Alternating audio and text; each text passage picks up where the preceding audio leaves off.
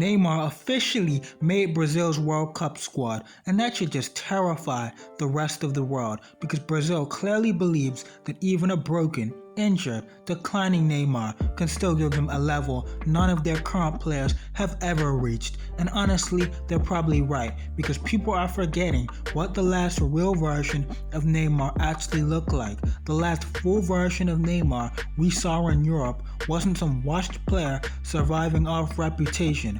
Early 2023 Neymar was still playing at a legitimate top 5 player in the world. The finishing was ridiculous, the passing was unbelievable, the creativity, the playmaking he always brings, the chance creation, he was still operating around that Mbappe, Haaland, Messi, Benzema, Salah kind of top 5, top 6 level tier offensively in the world at that time. And that is why Brazil had to take this gamble, because even if Neymar has declined badly since then, and I haven't watched a lot of the Brazilian leagues and the Saudi leagues since Neymar left Europe, but even if the injuries destroyed a lot of the athleticism even since then, even if he can barely stay healthy anymore, the talent level is just still terrifying. You look at Brazil's current squad, Vinicius, Rafinha, Gabriel even, amazing players, but I honestly still don't think any of them have reached the level Neymar was still showing flashes of in his final year at PSG in 2022-23. That's how absurd Neymar was even outside of his peak and prime.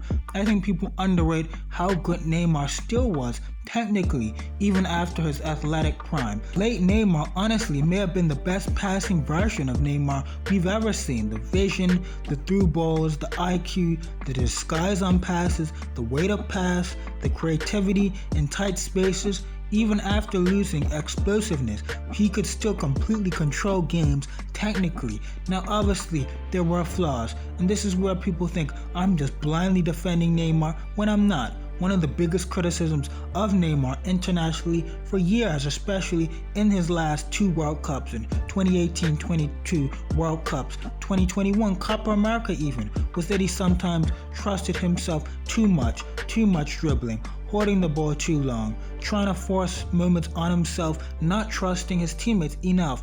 And in fairness, sometimes that absolutely hurt Brazil. Even that Croatia game in 2022 gets rewritten now because of that goal. People act like Neymar dominated that game, and honestly, by his standards, no he didn't. A lot of slowing the game down, too much possession, holding it, trying to ride tackles, over dribbling at times.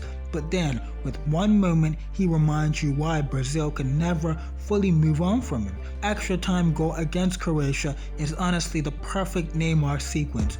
1-2, perfect movement, perfect composure, rounds the keeper, goal. Brazil finally gets that breakthrough, and for a second, it looked like Neymar had produced another iconic World Cup moment, but then Brazil completely collapsed defensively like 5 minutes later. And that's the tragedy of Neymar internationally, because when people discuss Neymar's World Cup legacy, they talk like he massively underperformed. But relative to his standards, sure, the 2018 and 2022 World Cups were disappointing, but relative to almost every footballer ever, those tournaments still had moments only Neymar could produce, and people forget how ridiculous his 2014 World Cup was before the back injury obviously rules him out for the rest of the tournament. But that was still probably Neymar's best World Cup campaign overall of his career, and he might have been the best performer at that 2014 World Cup. At 22 years old, he looked like the entire country's hope offensively,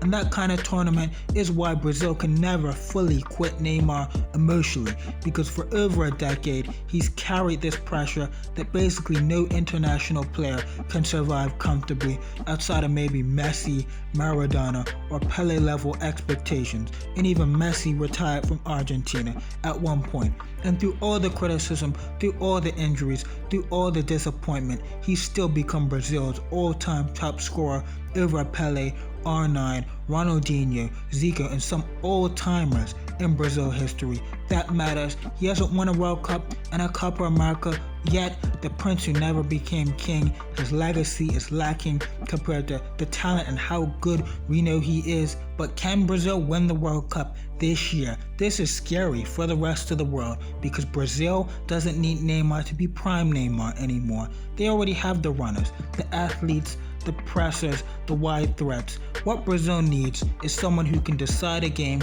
with one genius action, one pass, one dribble, one sequence, one moment of magic. And even old Neymar, injured Neymar, declining Neymar might still be one of the best players alive at doing exactly that. That's why Brazil had to take him to the World Cup, because if Neymar is even close to the level we last saw before he left Europe, the ceiling of this Brazil team completely changes.